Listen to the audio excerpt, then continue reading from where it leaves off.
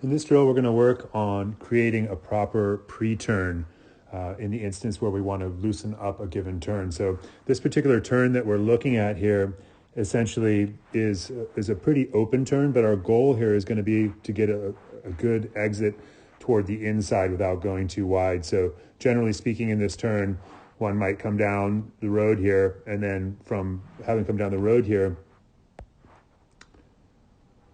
we might come into this turn and then make our turn in here, and we might kind of end up sweeping out wide.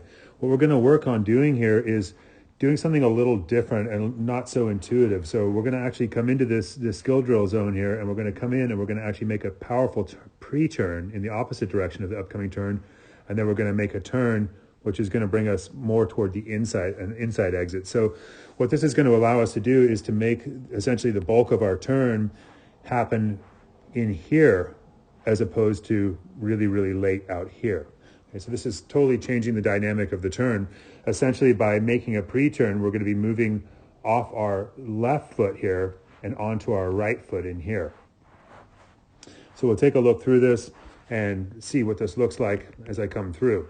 So essentially, I'm going to be coming down into here. In this zone in here, I'm going to have level feet, and you can see here that I've actually placed cones out here. So I've placed cones out here which allow me to kind of know exactly where the pre-turn should happen.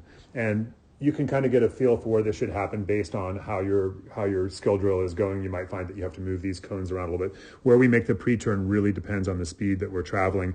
But what we're looking for is essentially two linked turns. So we're looking to make a turn that links directly into our upcoming turn, so we can put ourselves directly on edge moving into the actual turn that we're looking to make.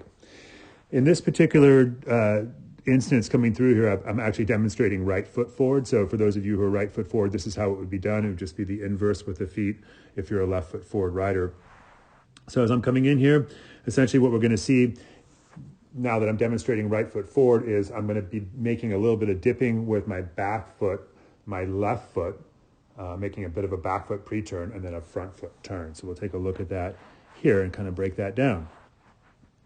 So as I come in here, we're going to see this, essentially my back foot go down and back here, and that's going to open my inside knee in the opposite direction we're actually going to end up turning. Okay, so this is going to bring me out nice and wide, and it's going to put me directly on to my other side of my tire to where I can actually make a super nice turn coming through there. So again, I'm coming through. You can really see how wide I've been able to bring this turn and how soon I'm able to start this turn.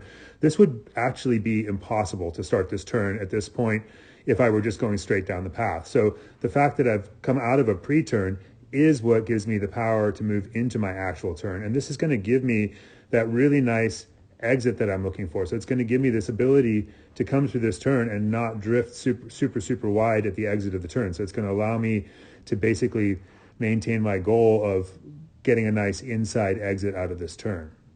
All right, so this is really how we can change the dynamic of a turn.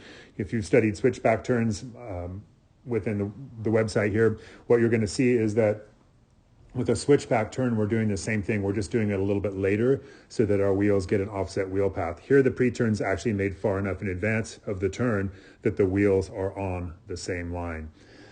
Regardless of that, this is just something to go out and practice and start to be able to think about employing in different situations on the trail. Maybe it's a turn that has what we call a decreasing radius or a hook turn where it gets tighter at the end. We might want to set up a turn like that with a pre-turn.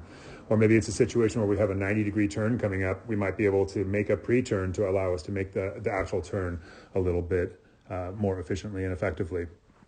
So go out and give this a try. Play around with this a little bit. Remember, we want the cones spaced so that we can move seamlessly from one turn into the next.